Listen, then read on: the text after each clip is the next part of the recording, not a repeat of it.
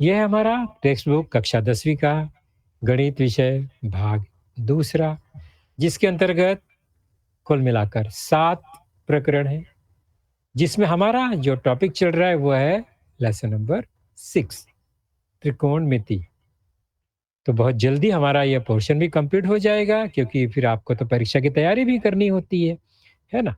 तो चलिए हम सीधे चलते हैं अपने आज के टॉपिक की ओर, त्रिकोणमिति, ट्रिगोनोमेट्री, जिसका दूसरा भाग आज हम देखेंगे।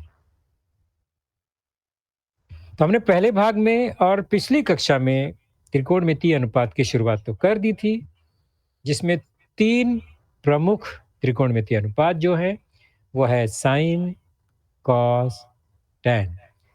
किसी भी समकोण त्रिभुज के किसी न्यून कोण का के संदर्भ में यह अनुपात है sine theta, cos theta, tan theta. Theta क्या है?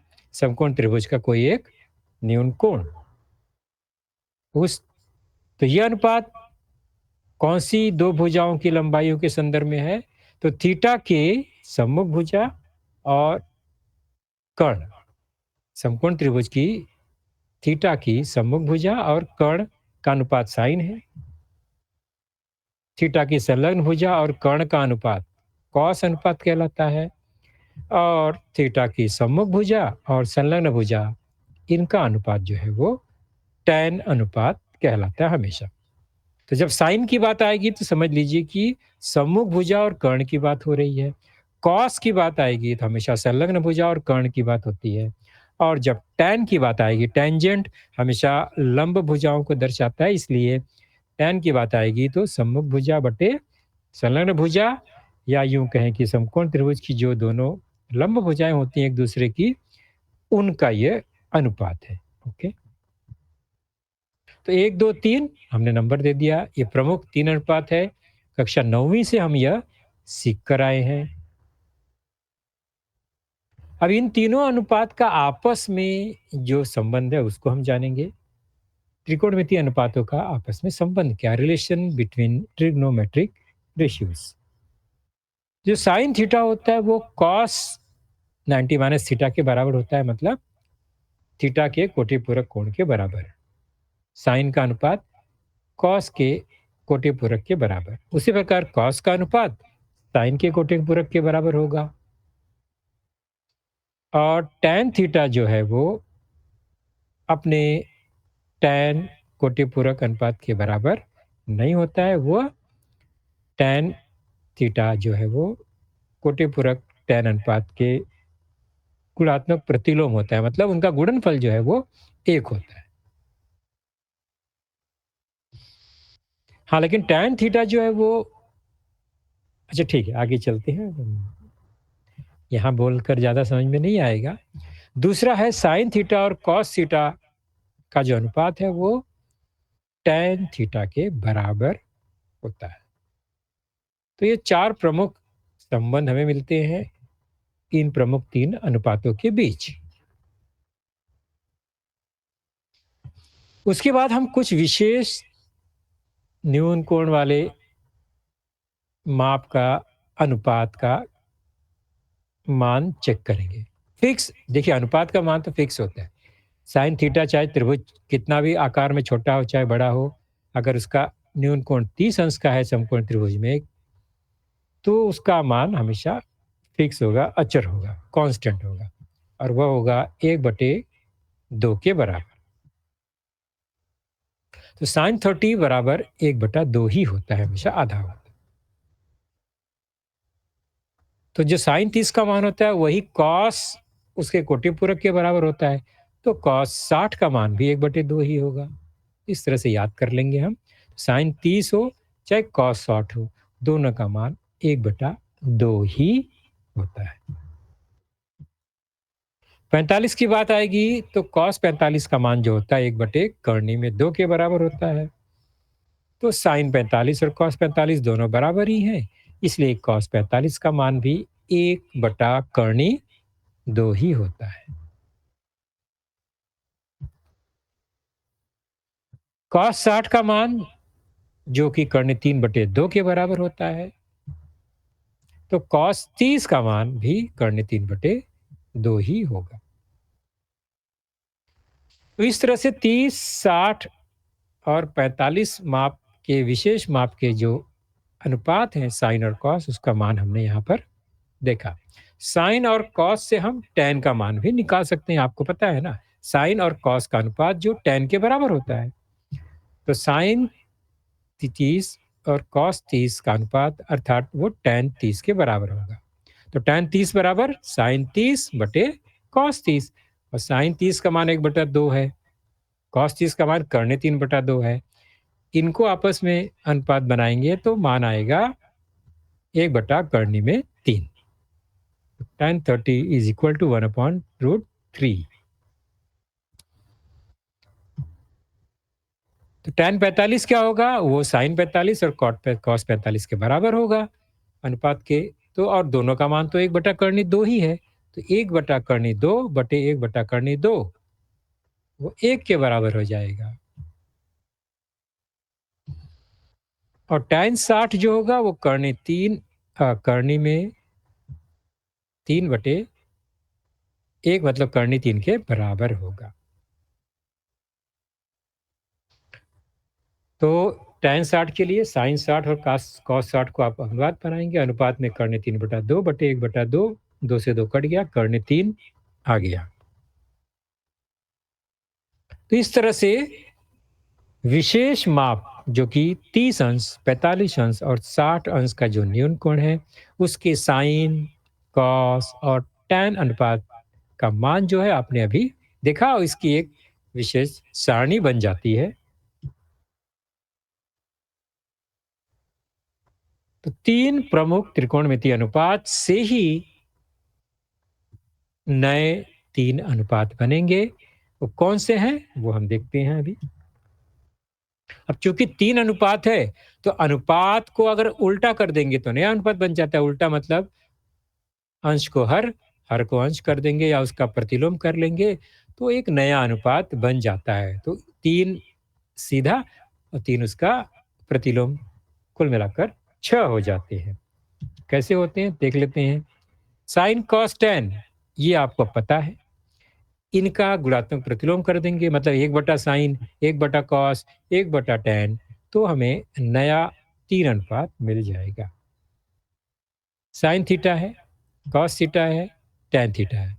ये मुख्य अनुपात, ये सम्मुख भुजा बटे कर्ण होती है। कॉस का अनुपात संलग्न भुजा बटे कर्ण होता है, और टैन का अनुपात सम्मुख भुजा बटे संलग्न भुजा होता है। ये हमने जाना। अब इसका उल्टा कर देंगे। उल्टा मतलब क्या?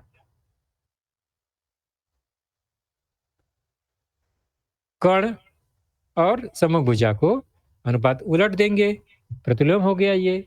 तो कर्ण बटे सम्मुख भुजा जब होगा तो एक नया मान मिलेगा, नया अनुपात मिल जाएगा, जिसे हम कहते हैं कॉसेक, कॉसेक ऑफ थीटा या कॉसेक थीटा।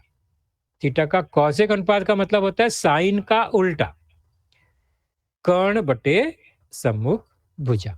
तो उसको हम कोसिकेंट या शॉर्ट में कॉसेक भी कहते हैं। कॉसेक ही हमेशा लिखेंगे। तो साइन का प्रतिलोम जो हो जाएगा कॉसेक, और कोसाइन का प्रतिलोम सीकेंट हो जाएगा। नया अनुपात कर्ण बटे संलग्न उल्टा हो गया ये प्रतिलोम। इसे हम कहते हैं सीकेंट ऑफ थीटा, शॉर्ट में उसको सेक थीटा भी कहते हैं, और नॉर्मली सेक थीटा ही लिखते हैं, शॉर्ट फॉर्म ज़्यादा यूज करते हैं। तो साइन से कॉसेक बन गया और कॉस से सेक थीटा या सेक बन गया। अब टैन सम्मुख बटे संलग्न है, उसका प्रतिलोम कर देंगे तो संलग्न बटे सम्मुख हो जाएगा। और ये मान जो होगा यह को टेंजेंट, टेंजेंट का प्रतिलोम, को टेंजेंट को शॉर्ट में कॉट लिखते हैं। टेंजेंट का उल्टा, टैन का उल्टा, को टेंजेंट या कॉट, शॉर्ट फॉर्म इसका कॉट थीटा। तो 3 प्रमुख याद है तो उसका प्रतिलोम कर देंगे तो नया 3 अनुपात हमें मिल जाता है। त्रिकोणमितीय अनुपात की बात हो रही है बार बार, ये ध्यान रखेंगे। तो उस हिसाब से हमें कुल 6 अनुपात मिल गए। साइन थीटा, कॉसेक थीटा, ये चूंकि प्रतिलोम है एक दूसरे के उल्टे हैं, तो गुणा करने पे 1 आएगा मान। ठीक वैसे ही कॉसेक थीटा नहीं कॉस थीटा और सेक थीटा ये भी प्रतिलोम है एक दूसरे के, तो उनका गुणनफल 1। और टैन और कॉट भी एक दूसरे के प्रतिलोम है, तो उनका गुणनफल भी 1 ही आएगा। तो यहाँ पर हमें इन नए त्रिकोणमितीय अनुपात का पुराने से जो रिलेशन है वो भी समझ में आ गया।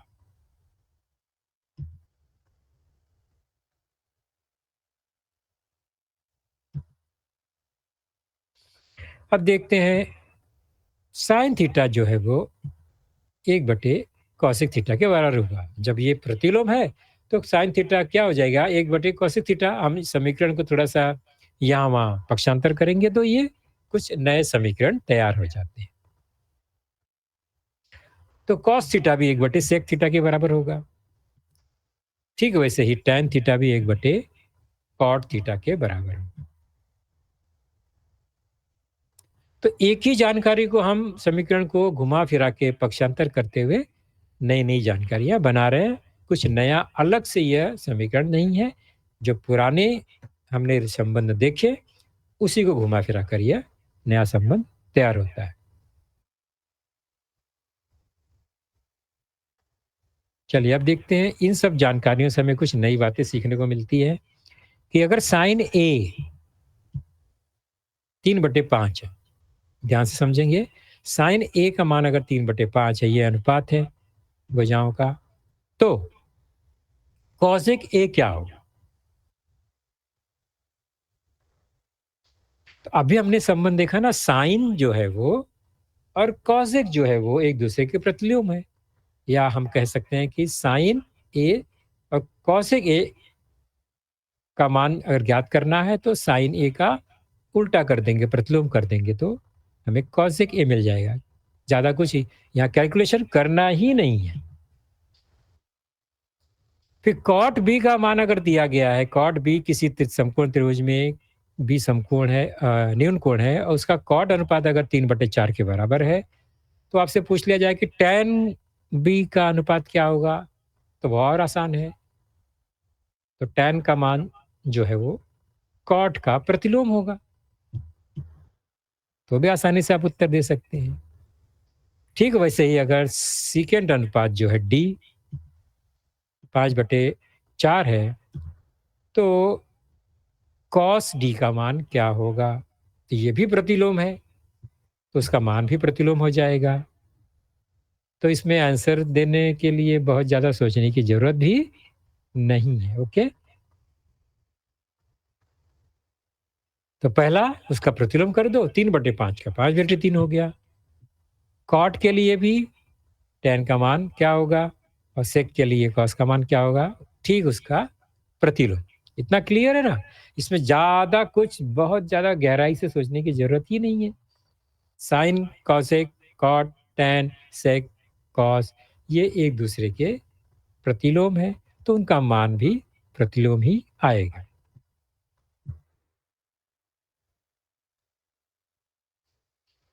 तो 30 60 और 45 जो विशेष कोण थे उसके हमने साइन कॉस टैन अनुपात चेक कर लिए। अब हम क्या करते हैं, एक सारणी बनाते हैं, क्योंकि इसका बार बार उपयोग होगा। तो बार बार मान ज्ञात करने के बजाय अगर हम सारणी हमारे दिमाग में बैठ जाए तो हम बहुत आसानी से प्रश्न हल कर सकते हैं। और इसका दैनिक जीवन में यूज़ कहाँ होगा, प्रैक्टिकल लाइफ में, ये अभी हम जानेंगे। तो 0 से शुरू करते हुए 0 30 45 60 90 ये विशेष माप है।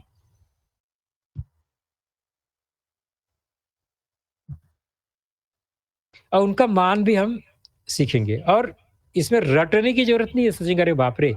आप 6 अनुपात है, 6 अनुपात के ये 5 तरह के मान, मतलब 30 तरह के मान हमें याद करने होंगे।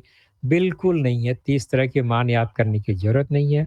अब सारणी कैसे बनता है वो हम जान लेते हैं, तो आपको बहुत आसानी से ये पता चलेगा। फॉर एग्ज़ाम्पल पहले अनुपात और यहाँ पर कोण। हर कोण के अनुपात के मान हमें यहाँ पर सारणी में मिलेंगे। 0 से शुरू करते हैं। 0 एक 30 है, फिर 45 है, 60 है और 90। अब हम अनुपात चेक करते हैं। पहला अनुपात है हमारा साइन। इसको ध्यान से समझने का प्रयास करते हैं। एक अगर हमने समझ लिया तो बाकी को समझना हमारा चुटकियों का ये काम है। साइन अनुपात, sine theta cos theta. Theta क्या है? वही जो कोण है जीरो। तो थीटा अगर जीरो होगा तो मान क्या होगा? थीटा 30 होगा तो कितना? थीटा 45 होगा तो कितना? इसी क्रम में ये सारणी बनते जाएगी। साइन का मान हम पहले ज्ञात करेंगे, फिर उसी से कॉस का मान बनाएंगे और उसी से टैन का मान भी हम बनाएंगे। शुरुआत करते हैं। देखो कैसे शुरू कैसे होता है, ध्यान से देखेंगे। जीरो, हम क्या करते हैं? जीरो से शुरू करते हैं। जीरो और बटा 4 लिखते जाएंगे। उसके बाद उसका देखो 0/4, 1/4, 2/4, 3/4, 4/4। ये हमने एक सीक्वेंस में लिख दिया, कुछ नंबर्स लिखे। ये हमने जो नंबर लिखा इसका यूज क्या होगा आप देखेंगे। हम अनुपात लिखने के बाद क्या करेंगे? हम सभी का वर्गमूल बनाते हैं। तो ऊपर जो हमने बनाया वो याद रहेगा ना? कितना आसान है। 0/4 बटे 4 ही करना है। 0/4, 1/4, 2/4, 3/4, 4/4 और उसका वर्गमूल। ये जो भी मान आएगा वो हमें इस साइन वाले जो ये रो है उसमें लिख देना है। तो 0/4 का मान हो गया, बॉक्स में भरेंगे, वो आएगा 0, है ना? ये 0/4 0 और 0 का वर्गमूल 0। तो साइन थीटा मतलब अगर साइन 0 का मान क्या आएगा? 0। शुरुआत हो गई 0 से, चलते हैं 30 की ओर। 1/4, 1/4 का वर्गमूल हो गया 1 का 1, 4 का 2, तो हो गया 1/2। देखो हमने 30 का मान, साइन 30 का मान 1/2 कहाँ से लिया? ऊपर जो हमने ये लिख के रखा था उसी से ले लिया फट से। कितने आसानी से मिल गया, कोई कैलकुलेशन नहीं किया हमने। साइन 45 ऊपर है 2/4, बराबर? तो 2 से 4 कट गया, 1/2 आएगा। वर्गमूल निकालेंगे तो 1 बटा और 2 का वर्गमूल करनी में 2 ही लिखेंगे क्योंकि वो तो पूरा पूरा निकलेगा ही नहीं। तो बन गया 1/2। हमने वो याद नहीं किया, हमने ऊपर जो लिखा था उसी से फटाफट बना लिया। वैसे ही 60 का देखो, साइन 60 3/4 लिखा है तो 3 का वर्गमूल तो निकलेगा नहीं, तो कर्ण 3 ही रह जाएगा और 4 का वर्गमूल हो जाएगा 2, तो बन गया कर्ण 3/2। बन गया ना आसानी से। ये हो गया साइन 60। अब 90 की बात आएगी, 4/4 1, तो 1 का वर्गमूल तो 1 ही आएगा। बस देखो ये पहला जो अनुपात है साइन का वो हमने पूरा कर लिया। साइन 0, 30, 45, 60 और 90। एक बार ये क्रम हमें पता चल गया, 0 से शुरू हो रहा है और 1 पर जाकर खत्म हो रहा है, यानी कम से कम 0 और अधिक से अधिक क्या है यहाँ पर? 1। लास्ट में 1 दिख रहा है। ओके, तो अब हम क्या करेंगे? साइन का अनुपात क्लियर हो गया, अब हम कॉस का बनाएंगे इसी ऊपर की जानकारी से। और बहुत आसान है। क्या शुरुआत कैसे करेंगे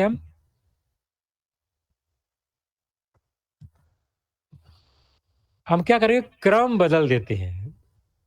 क्या बदलेंगे? कॉस थीटा, देखो हमने यह जो राइट में था एक आ गया, फिर दूसरा यहां आ गया कॉस 30, तीसरा बीच में है, चौथा 1/2 और पांचवा 0। कितना आसान हो गया। साइन से ही हमने कॉस भी बना लिया, बस केवल उसके क्रम को हमने बदल दिया, है ना? जो क्रम था वो हमने बदल दिया, पहले को आखिर में कर दिया, आखिर को पहले कर दिया। उसी क्रम में हमने बीच वालों को भी सेट कर दिया। तो एक बार साइन बन गया तो कॉस बन गया, और साइन और कॉस जब बन गया तो उसके अनुपात से tan भी बन जाएगा। साइन बटे कॉस, साइन बटे कॉस, साइन बटे कॉस करते जाओ और tan मिलते जाएगा। तो 0/1 0 ही होता है। ऊपर साइन है, नीचे कॉस है, 0/1। tan 30 क्या होगा? 1/2 कर्णी 3/2, 2 से 2 कट गया तो 1/कर्णी में 3 आ गया। तो साइन और कॉस से tan मिल ही जा रहा है। नेक्स्ट tan 45, 1/कर्णी 2, 1/कर्णी 2 दोनों समान है तो बटे में मान आ गया 1। साइन बटे कॉस क्या हो गया? 1। अगला है 60, tan 60, कर्णी 3/2, 1/2, 2 से 2 कट जाएगा। कर्णी 3 का मान कर्णी 3 ही आएगा वहां। अंत में है 1/0। हम उसे अपरिभाषित ही कहेंगे क्योंकि 0 से किसी संख्या में हम भाग नहीं दे सकते। बराबर है? तो ये हो गया 1/0 अपरिभाषित। अपरिभाषित हम कब लिखते हैं? जब 0 से भाग होता है। 1/0।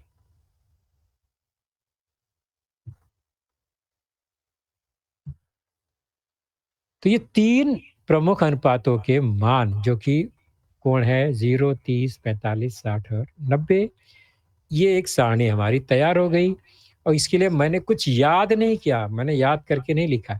मैंने केवल एक ट्रिक यूज़ किया है जो कि 0/4, 1/4, 2/4, 3/4, 4/4 से हमें साइन के प्रमुख मान मिल गए। उसी से हमने कॉस के प्रमुख मान ज्ञात कर लिए। उसी से हमने साइन बटा कॉस करके tan का मान ज्ञात कर लिया। एक बार ये 3 मान पता चल गया तो फिर बाकी जो 3 हैं वो इसका प्रतिलोम कर देंगे तो वो भी पता चल जाएगा।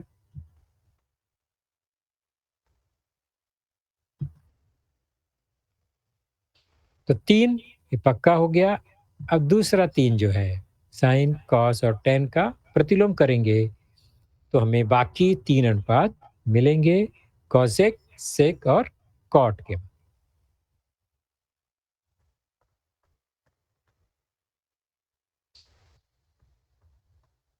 तो साइन का प्रतिलोम कॉसेक है तो हम यहाँ पर कॉसेक को बीच में लगा देते हैं साइन के नीचे ताकि साइन का सीधे सीधे प्रतिलोम करते जाएंगे और कॉसेक का मान मिलता जाएगा। 0 का प्रतिलोम अपरिभाषित हो जाएगा क्योंकि एक 0/1 का हम 1/0 बन जाएगा तो यह परिभाषित हो गया। 1/2 का हो जाएगा 2/1, 1/कर्णी 2 का कर्णी 2/1, तो बटे 1 तो लिखेंगे नहीं।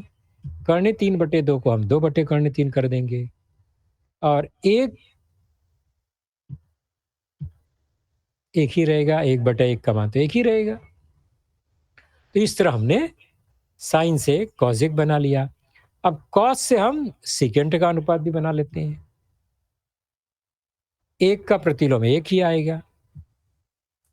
कर्णी 3/2 का 2/कर्णी 3 आएगा। 1/कर्णी 2 का कर्णी 2 आ जाएगा प्रतिलोम। 1/2 का 2/1 हो जाएगा और 0/1 का 1/0 मतलब अपरिभाषित यह हो जाएगा।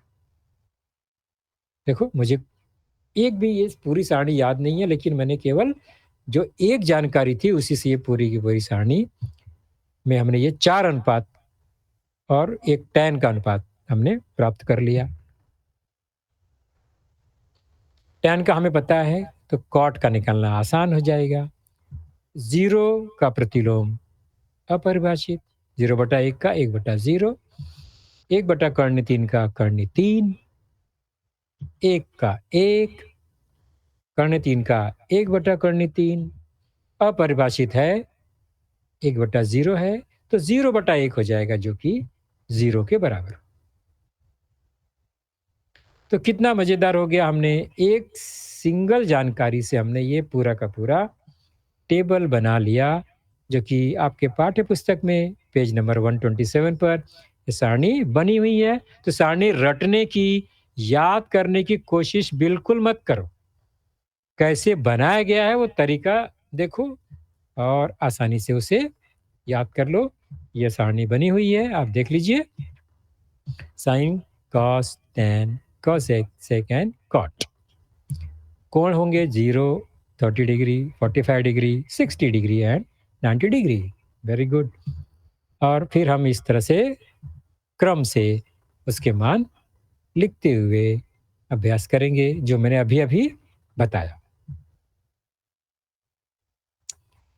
तो सारे के सारे 6 अनुपात के मान हम साइन से शुरू करते हुए सारे मान हम लिख सकते हैं।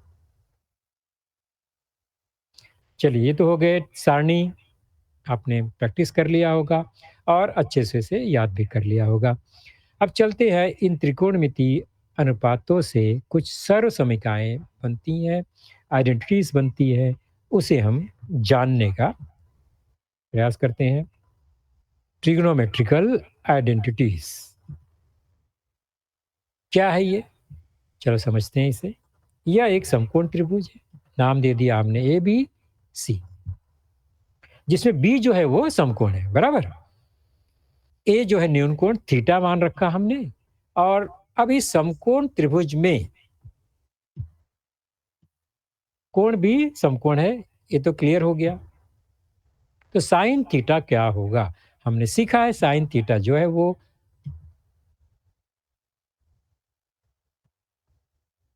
सम्मुख भुजा बटे कर्ण के बराबर होता है। साइन थीटा, थीटा की सम्मुख भुजा BC, कर्ण जो है AC, BC बटे AC।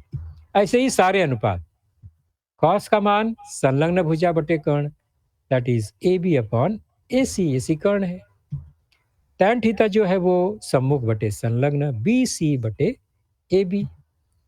कॉसेक जो होगा वो साइन का उल्टा, है ना, कर्ण बटे सम्मुख AC बटे BC। सेक जो है वो कॉस का उल्टा, कर्ण बटे संलग्न भुजा। और कॉड जो है वो टैन का उल्टा, संलग्न भुजा बटे सम्मुख भुजा। तो ये तो आसान हो गया, चित्र आकृति देखकर तो ये अनुपात लिखना बहुत ही आसान है। अब हम क्या करते हैं, इसमें पाइथागोरस का एक प्रमेय लगाते हैं और फिर भुजाओं में क्या संबंध है वो प्राप्त करते हैं, जो कि आपको पता है। किसी भी समकोण त्रिभुज में पाइथागोरस प्रमेय लगाने पर क्या मिलेगा? कर्ण का वर्ग या दो भुजाओं जो लंब भुजाएं हैं उनके वर्गों का योगफल कर्ण के वर्ग के बराबर होता है, बराबर है नहीं? ये तो कॉमन है, पाइथागोरस प्रमेय बहुत कॉमन हो गया, ये 7वीं से हम सीख रहे हैं। तो हम क्या करते हैं, इसे हम क्रमांक दे देते हैं 1, जो कि पाइथागोरस प्रमेय से ही हमें मिलता है।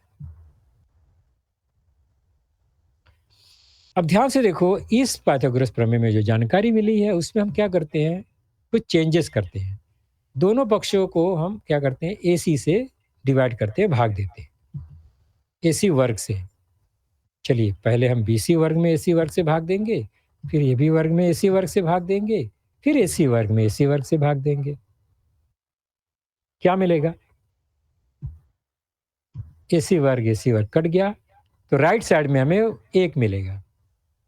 क्लियर हो गया? लेफ्ट साइड में क्या हो गया? BC वर्ग बटे AC वर्ग और AB वर्ग बटे AC वर्ग मिलेगा, जो कि 1 के बराबर है। अब BC बटे AC को हम एक साथ लिख लेते हैं, AB बटे AC को एक साथ लिखते हैं और फिर कोष्ठक में वर्ग कर लेते हैं। ऊपर और नीचे दोनों का अर्थ एक ही हुआ, खाली हमने वर्ग को थोड़ा अलग कर लिया, अनुपात एक साथ कर लिया।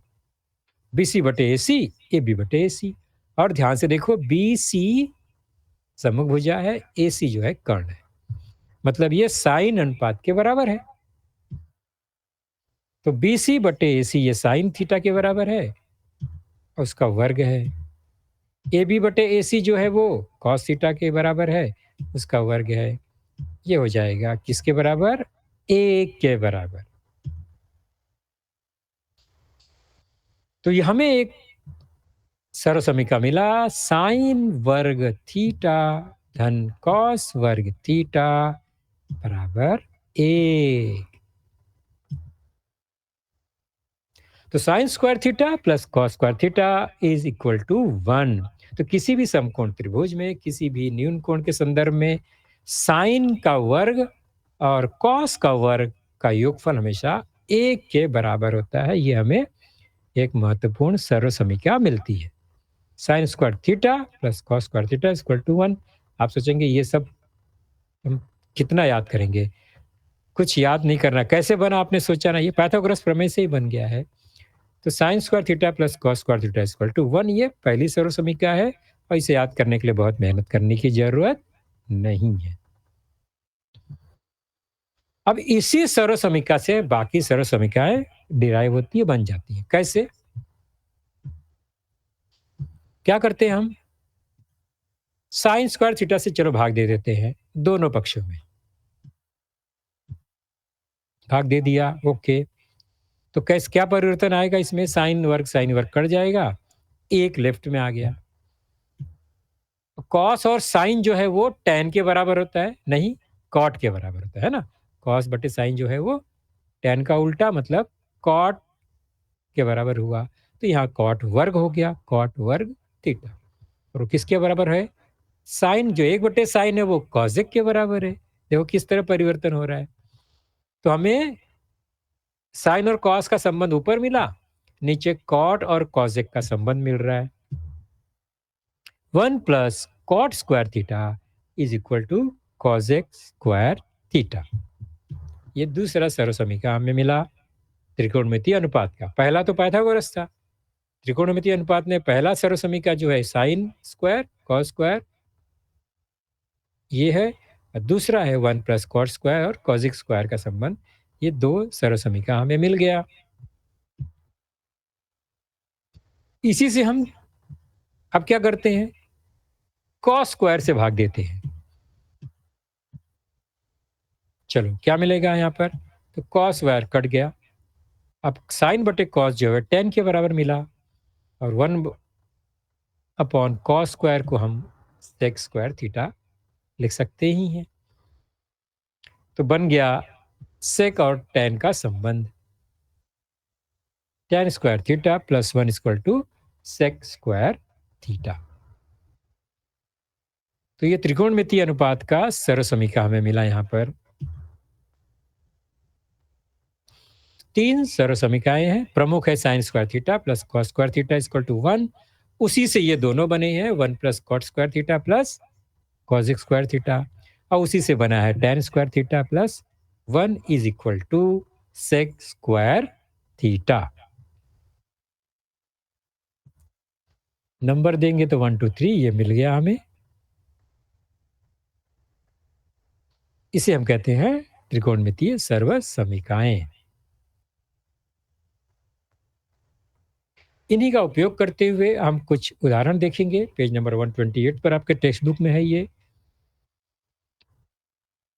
लिखा है यदि साइन 30 नहीं साइन थीटा बराबर 20 बटे 29 हो तो कॉस थीटा का मान ज्ञात कीजिए। Sine theta equal to 20 upon 29, तो कॉस थीटा का वैल्यू हमें निकालना है। तो साइन दिया है, कॉस का निकालना है। साइन और कॉस का संबंध आपको पता है, पहली सरल समीकरण में साइन और कॉस ही है, उसका उपयोग यहां पर हम करेंगे। तो हमें सरल समीकरण पता है क्या? साइन स्क्वायर थीटा धन कॉस स्क्वायर थीटा बराबर 1 होता है, ये हमें पता है। जब ये मालूम है तो ऊपर वैल्यू जो लिखा है साइन थीटा का वो यहां पर रख देंगे, तो कॉस का मिल जाएगा।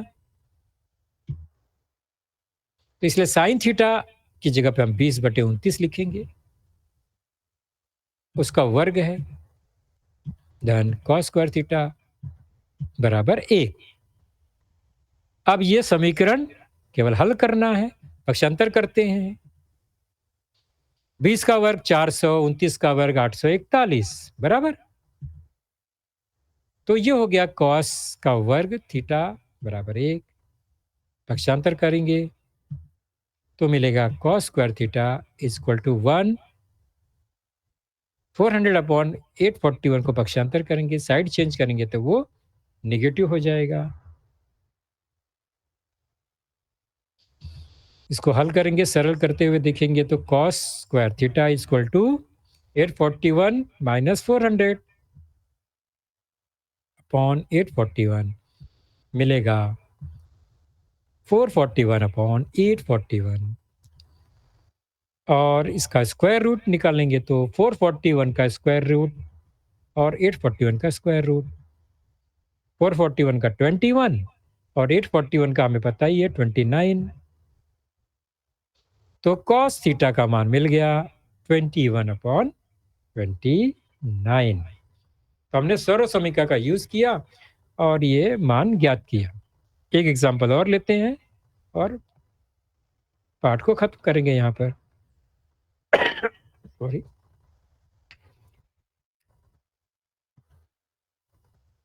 यही उदाहरण को हम दूसरी विधि से करते हैं। देखो, एक प्रश्न को हम दो विधि से कैसे हल करते हैं। कौन सा आसान लगता है वो आपके ऊपर है। पहला हमने सर्व समीकरण का उपयोग किया, फटाफट समीकरण बनाया, उसमें मान रखा और हल कर लिया। दूसरा है आकृति से। कैसे? तो ये जो अनुपात है निश्चित है कि समकोण त्रिभुज के लिए ही है। तो हमने एक समकोण त्रिभुज बना लिया, मान लिया त्रिभुज एबीसी, बी समकोण है और सी जो है हमारा थीटा है, न्यूनकोण। अब अनुपात है साइन थीटा बराबर 20/29। साइन थीटा बराबर 20/29 ए बी बटे ए सी हो गया इस आकृति में, और जानकारी जो दी गई है वो है साइन थीटा बराबर 20/29। तो दी गई जानकारी और आकृति दोनों में साइन थीटा ही है, तो दोनों मान बराबर हो गए। मतलब ए बी बटे ए सी बराबर 20/29। अब मान लो ए बी का मान 20 के हुआ तो ए सी का मान 29 के होगा। ये के कहाँ से आ गया? ये अनुपात का जो अचर होता है ना, ठीक है, अनुपात तो एक कांस्टेंट है। या अनुपात के अंश और में किसी भी संख्या से हम गुणा कर सकते हैं, किसी भी संख्या से, तो उसका मान नहीं बदलता है। तो हमने यहाँ के से गुणा करके ए बी का मान 20 के बना दिया। ये अनुपात 20/29 का मतलब ये नहीं है कि ए बी का मान 20 है, नहीं। ए बी का मान जो है वो 20 के अनुपात में है और ए सी का मान जो है वो 29 के अनुपात। तो 20 का कई गुना हो सकता है, 29 का कई गुना भी हो सकता है। तो के गुना मान लेते हैं, तो 20 का के गुना और 29 का के गुना। तो ए बी बराबर 20 के और ए सी बराबर 29 के हो जाएगा। अगर ए बी 20 के है तो ए सी 29 के ही होगा।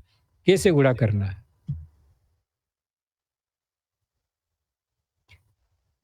तो साइन के द्वारा हमने सम्मुख और कर्ण का मान लिख लिया। अब पाइथागोरस प्रमेय से हम तीसरी भुजा का मान निकालेंगे। B C square plus A B square equal to A C square. मान रखेंगे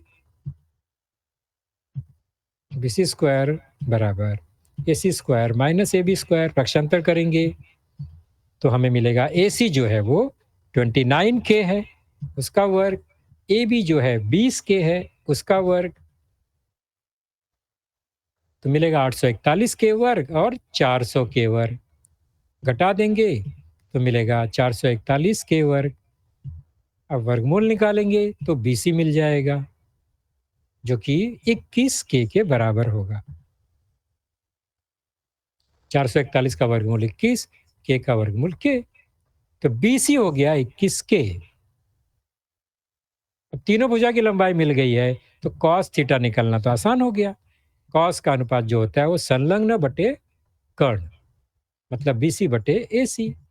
अब बीसी है 21 के, एसी है 29 के से के कट जाएगा, अनुपात का अचर है वो तो कटने वाला ही है, मिलेगा 21/29। इस तरह से हमें कॉस का मान मिल गया। Cos theta equal to 21/29। तो ये आकृति द्वारा है और वो सरसोमिका द्वारा था। दोनों में मान हमें एक जैसा ही मिला है। तो आपके लिए जो आसान लगे आप उस विधि से कर सकते हैं।